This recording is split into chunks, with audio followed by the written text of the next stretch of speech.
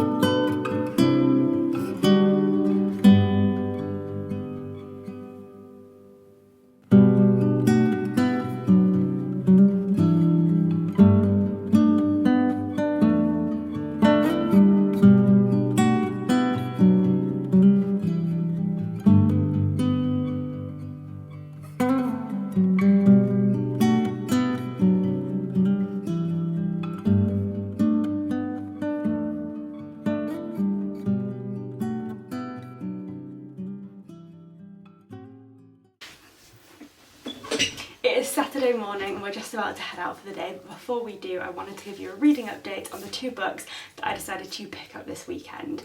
Now I am already in the middle of quite a few books. I have been listening to Tom Felton's audiobook of his memoir Beyond the Wand, which I'm really enjoying. It's quite a fun read. I'm also reading Stephen King's memoir, which is called On Writing, and then for quite a while now I have been making very slow progress with a reread of A Little Life by Hanya Yanagihara. But none of those books really felt like birthday reads to me, and so I thought that this weekend I would start some completely new reads. And I looked at my TBR shelf yesterday after finishing work and decided that these two titles, and specifically their covers, just really spoke to me and intrigued me, so I decided to kickstart them. Didn't have a huge amount of background knowledge on either of them, but what I can say is that having started them both, they were such good choices because I'm hooked on both stories already. So the books that I picked up were of course A Black Cake by Charmaine Wilkerson, and then also Idol by Louise O'Neill. Now these books are quite different from each other but both equally compelling, and I'm really enjoying reading them. So Black Cake is the one that I started first, and I just think it is such a beautiful hardback cover. I don't normally love hardbacks and I will typically wait for paperback with most things. This one was sent to me by Book of the Month and I just think it is such a gorgeous colourful cover. But this book is told from the perspective of two siblings. We have Byron and Benny, and these are estranged siblings, so they haven't spoken to each other for quite a few years. And this is because we know that Benny kind of left the family home due to some sort of feud. We don't have a lot of background on what that feud actually was yet, but Byron resents her for this, and despite being close as children, they haven't spoken for years. But what brings them back together at the start of this book is the death of their mother. So Byron was actually caring for their mum while she was going through an illness and didn't tell Benny about this, and only kind of called her to inform her when their mother passed away. So Benny's back in town for the funeral, but they are also called to a lawyer's office. What I think they're presuming is just to kind of get the will, but when they're there they're told that their mother has recorded this tape for them and she wants them explicitly to listen to this tape together. It has to be done together. And we're also getting the occasional perspective of the mum's lawyer, who is kind of giving us hints there is more to this tape than meets the eye, and it's not just a typical will but a revelation of something more, but we don't really know what direction it's going to take yet. So I'm excited. We're getting the perspective of both siblings, but so far it's very mysterious because we don't really know the context of why they fell out, why Benny left the family home, and just really like what went on with them.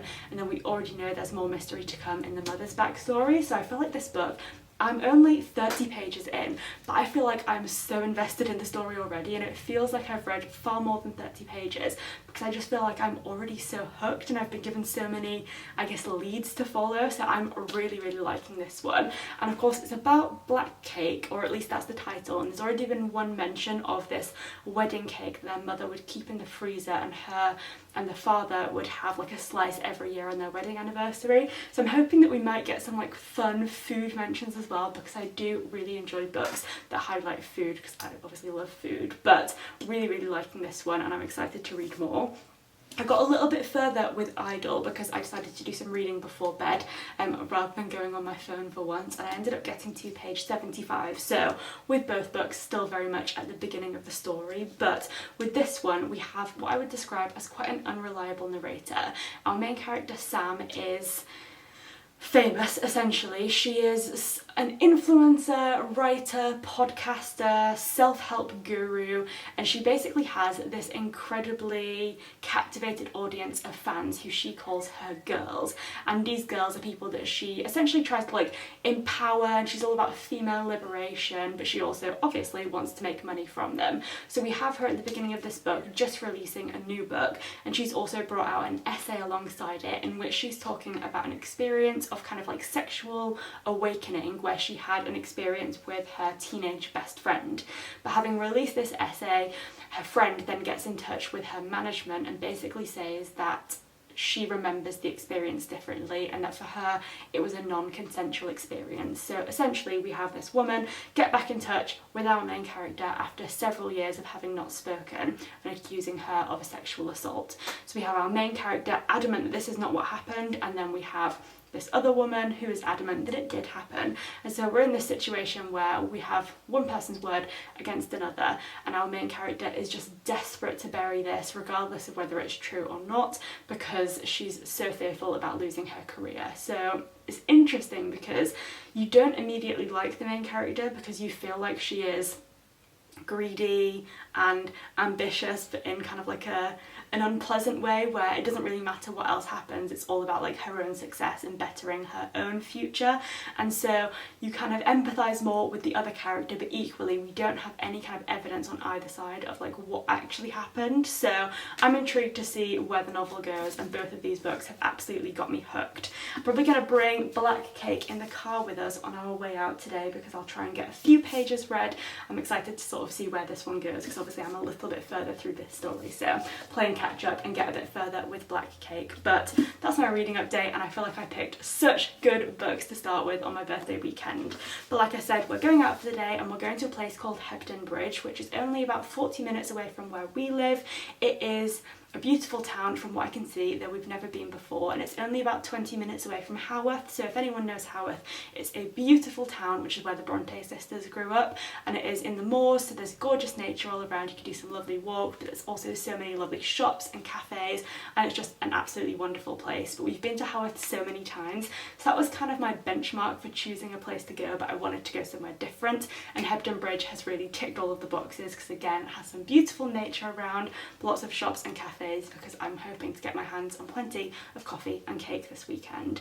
And interestingly, because of course Haworth has such literary significance, having been the place where the Bronte sisters grew up, I also found out that there is a church about a mile out of Hebden Bridge where Sylvia Plath is buried. So within 20 minutes of two little towns in Yorkshire, there is just so much literary significance, which I think is really cool. But with that said, it's time to go out because I think Jay has probably sat downstairs impatiently waiting for me, so let's go.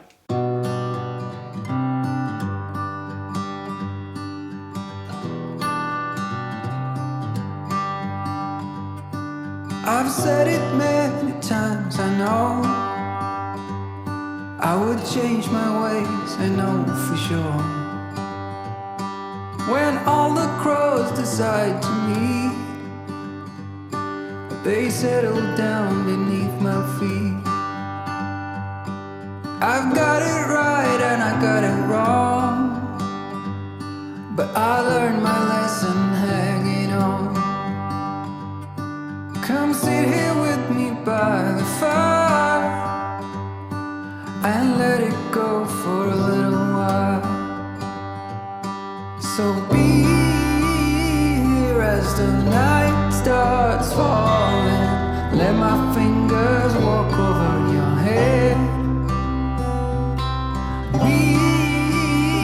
got nothing to be scared of. I'd rather be with you than by myself. Now all is in your hands.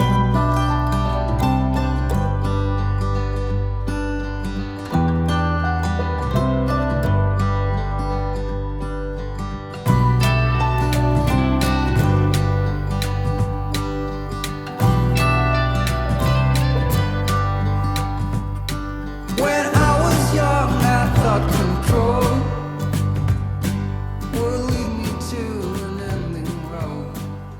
It is now the 21st of May, which means that I am officially 26 years old, and if I'm completely honest, it doesn't feel any different than 25, but I'm excited nonetheless because I just love birthdays, whether it be my own or someone else's. I just think birthdays are so much fun, and I feel like this weekend we have been so lucky because May can be very hit and miss with the weather, but this weekend has just been blue skies and sunshine all day long, and I'm so grateful because yesterday of course we went for our lovely visit to Hebden Bridge and found a beautiful like walking route to do, and I'm sure it would have been nice whatever the weather, but the fact that it was so sunny just made it even more special. So we obviously went to Hebden Bridge, started out with coffee and cake, and I'm pleased to say that I found a beautiful banana, caramel and pecan vegan cake which was delightful. And there was also a market going on when we arrived, so I picked up this wildflower dried bouquet, which I just think is gorgeous.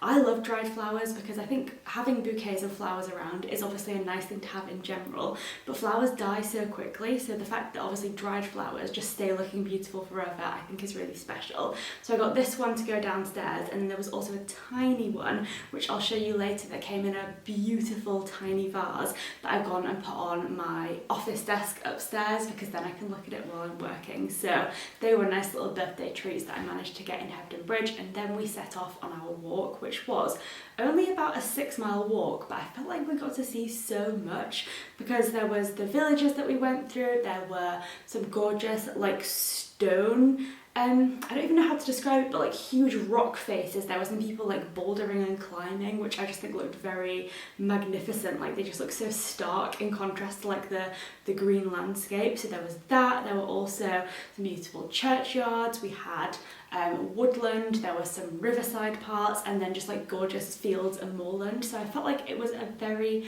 varied walk considering it wasn't that long.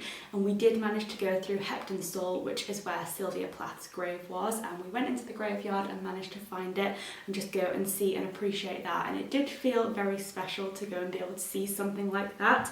And I did make a note because there is an inscription on her grave, which is a quote from, I'm presuming, a poem, and it said, even amidst fierce flames, the golden lotus can be planted. And I thought that was just a really lovely quote. Trying to find out exactly where it was from because there seems to be conflicting responses on Google about exactly where the quotation is from, so I'm going to try and find it, but I just thought it was a really nice quotation, and it kind of made me think that so often like graves have just a person's relation to other people, you know, like wife, mother, child, daughter, you know, those kinds of things. And while those are obviously significant to people, I felt like it was nice to have like a quotation on a grave, and like it almost feels a bit more personal and direct to the individual that has passed on to have a quote that you feel like summarizes them rather than just sort of, I guess, like putting all of the value of an individual in their relation to other people. I don't know if that makes sense, but it felt quite significant that she had this like quotation on her grave. So that was really wonderful to see. And also obviously, as you'll have seen in the clips yesterday, because it was summertime, there were just so many like wildflowers in front of the grave, which just looked really special, and it felt like a nice time to go and visit it. So yesterday was wonderful, but so busy because as soon as we got back from our trip to Hebden Bridge, we went out for dinner with Jay's parents and one of her sisters, and Heidi, one of Jay's sisters, got me this beautiful mug from Anthropology, which I absolutely love.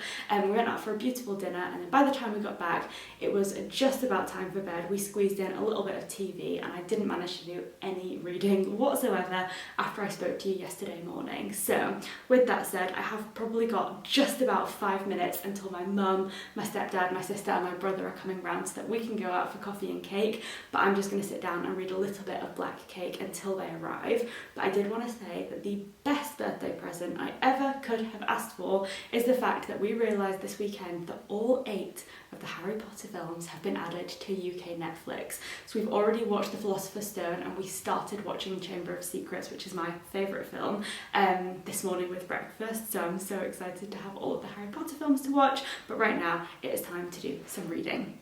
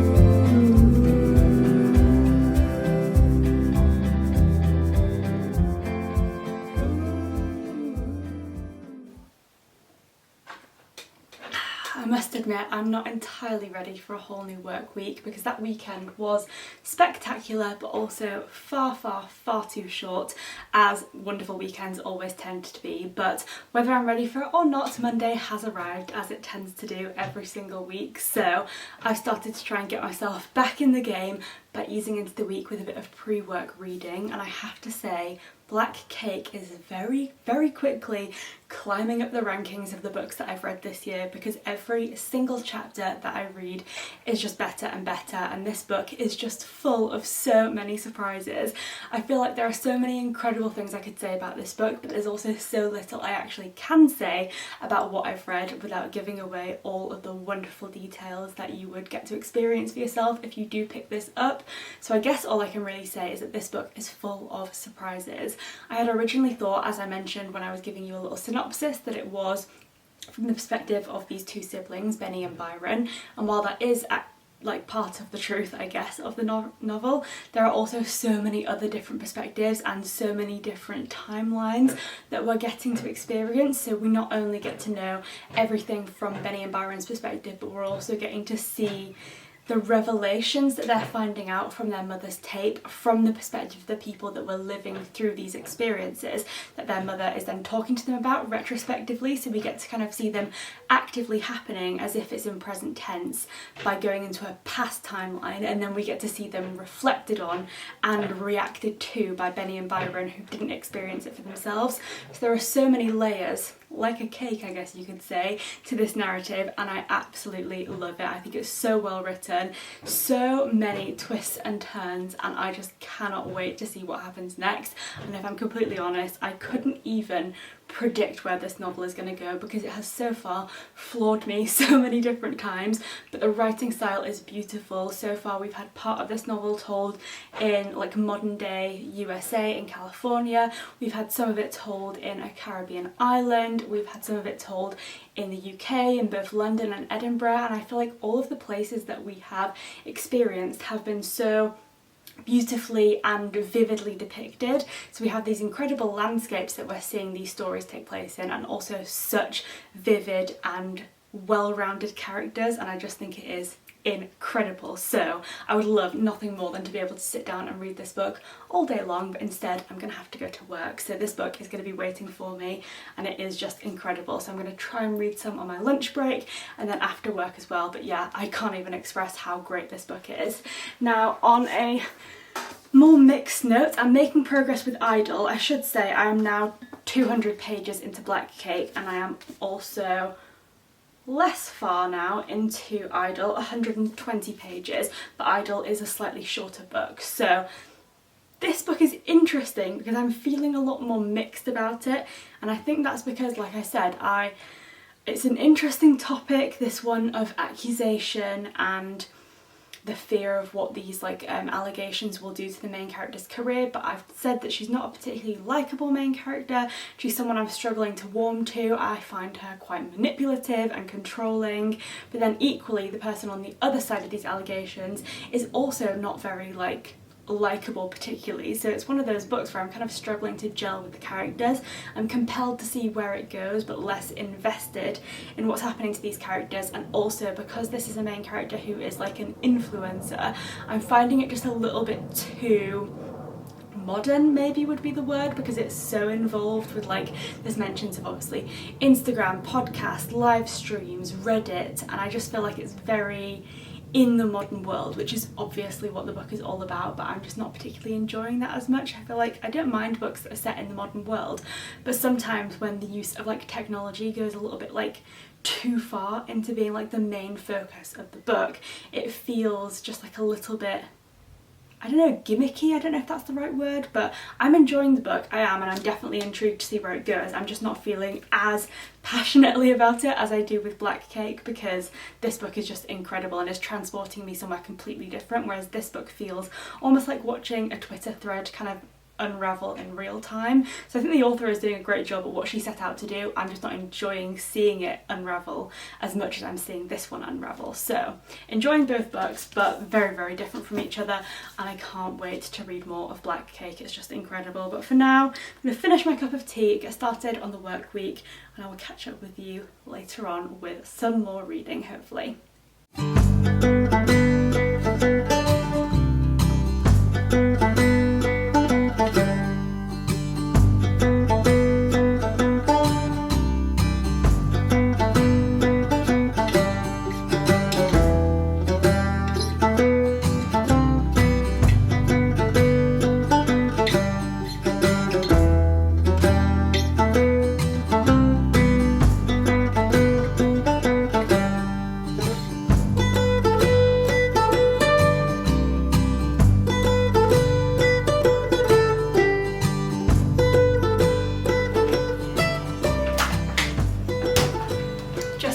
Some dinner, and I thought I would show you a new firm favourite that I've been having at least twice a week, and that is these Plants creamy butternut squash and sage tortellinis. So I got these from Waitrose, and they're part of a new range that Deliciously Ella has brought out, which is under the Plants by Deliciously Ella range. But when I saw that there was these butternut squash and sage pastas, I just felt that is a match made in heaven. Tried it, loved it, added it to the roster every single week, and yeah, get them in Waitrose and I absolutely love them. And literally just been to Waitrose after work because I'm also obsessed with this peanut butter, also by Deliciously Ella. It is crunchy and creamy roasted and salted peanut butter, and the ingredients are just peanuts and sea salt, but it tastes so delicious. So I just thought I would highlight those two things.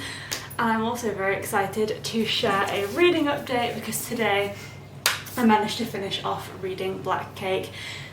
And oh my god, was this an incredible book. I cannot believe that this has been on my shelf for almost a year and a half, just waiting to be read, and I had no idea that Waiting for Me was going to be one of the best books that I have read in quite a while. It's just been such an incredible read. Like I said, the weaving together of plots, characters, timelines, all done so seamlessly, and yet despite having so many different perspectives to read, it never becomes confusing or overwhelming. I feel like it's just so expertly done, and I think despite the fact that I can't say too much about what happens in this book because of the fact that it's just going to be so filled with spoilers, because you find out some pretty crucial information very early on in the story, what I will say is that I think this book deals with a theme of identity and what happens to your personal perception of your own self when the like foundation pillars of who you thought your identity was based on are kind of like knocked out from beneath you, and how things can change so quickly. And it also weaves in, of course, like food and culture and the role that that plays in identity, but I think it is just such an incredible book and I cannot recommend it highly enough. So I'm very glad that I decided to read this on my birthday week because I feel like it was just so good. However, I'm still reading Idle. I'm now on page 225 and the book has just over 300 pages, so I'm almost there with this book and my feelings are so mixed. I'm finding it quite cringy and just like a little bit soul destroying to read. Like I said, the characters are not easy to root for, which I feel like is the point, but it's making my personal reading experience quite a negative one because I just have nothing to root for, and the characters just saying and doing things that just make me want to curl up and die.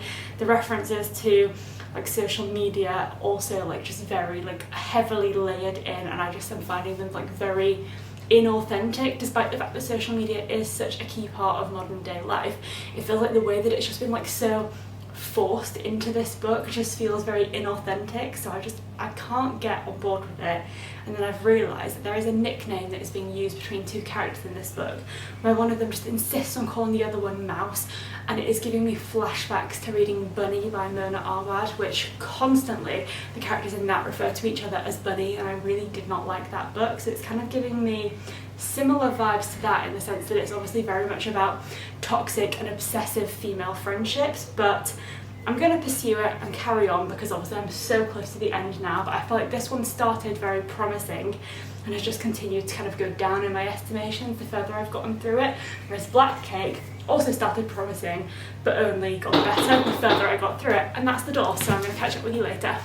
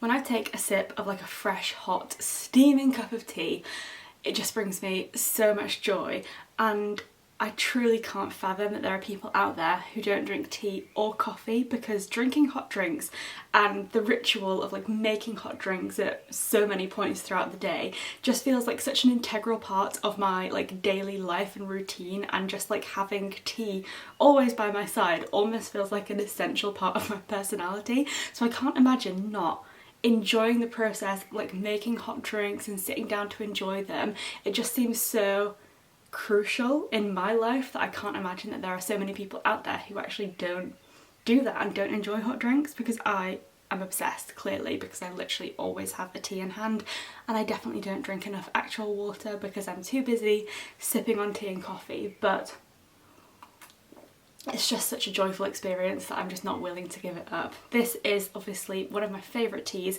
one of the ones I drink most often. It's the Yorkshire Tea Biscuit Brew, which I'm obsessed with, and I would say is currently tied for first place in my tea rankings along with the classic Earl Grey, because I feel like I reach for them both at least a couple of times a day each, and they're just such classic firm favourites. You can't go wrong with them. Always made both of them with oat milk, because that is just the elite way to enjoy a cup of tea. But since I have a beautiful hot drink in hand, I thought now would be a good time to chat about books, because I finished reading Idle and I ended up giving it 2 stars, which makes it one of my lowest ranked books of the year so far.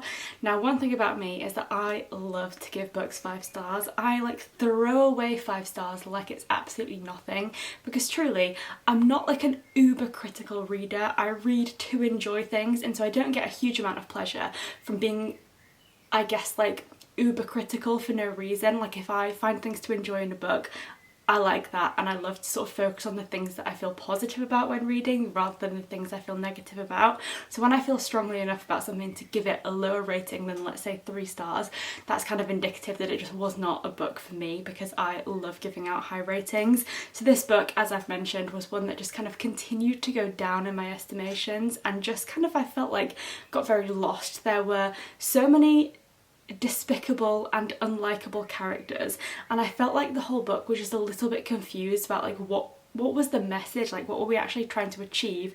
And then it just kind of ends in a way which I think is a little bit dramatic and does offer a bit of a twist, but it kind of feels like a little too late, and also you don't have any payoff or repercussions that we get to witness for the character who is the victim of this twist at the end, we'll say.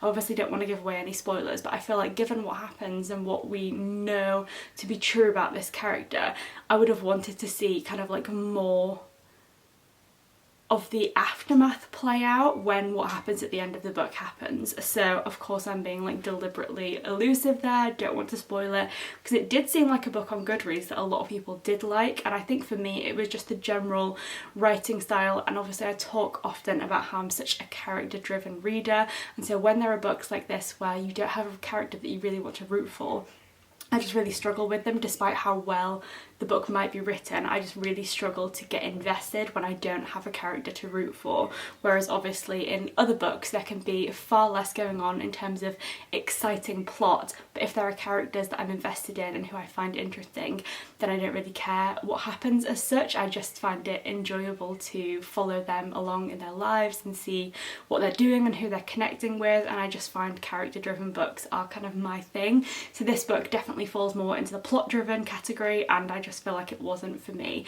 But despite the fact that it was a 2-star read, and obviously compared to Black Cake, which was a 5-star read, they're completely opposite ends of the spectrum, I did really enjoy this week just taking the time out of my day to sit down with a cup of tea and just read as much as I possibly could.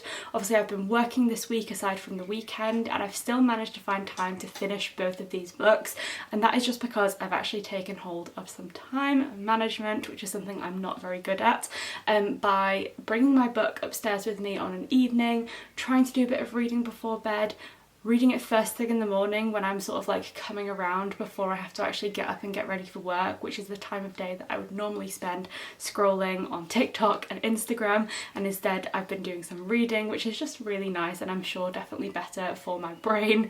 And I've also been doing like after work reading, some lunchtime reading, and I feel like basically what I've been doing is just swapping out the times of day that I would usually reach for my phone and just mindlessly scroll, and instead I've been reading, and it did feel so good to take that time this week and tick 2 books off my TBR. So this year has started pretty slowly in terms of reading, but I feel like since the beginning of May, when me and Jay went on holiday and I managed to read 3 books in that week, I've just really had a mindset shift and have just thought about, like, if I want to read, it's something that I'm going to have to prioritise in my spare time when I'm not working, and just think about, do I want to scroll right now? And of course I'm still going to be scrolling on TikTok because I do enjoy it, but equally I'm just trying to find a bit more balance between those different things that I enjoy doing and recognising when would be a good time to just get through a few chapters of a book, because there is just such a joy to be found in, I guess, like reading stories, and clearly I enjoy them, but it's just a case of actually taking the time and making the time essentially. So I, for one, have had a wonderful week despite having read a book that is one of my lowest rated of the year. I still feel like I've had a good experience just from that, I guess, virtue of taking the time to do an act, which is reading, which I enjoy. So there we go, quite a rambly way to finish this vlog off, but thank you so much for following along with what I ate and read on my birthday weekend. Hope you enjoyed it as much as I did, and I'll see you next time. Thanks for watching.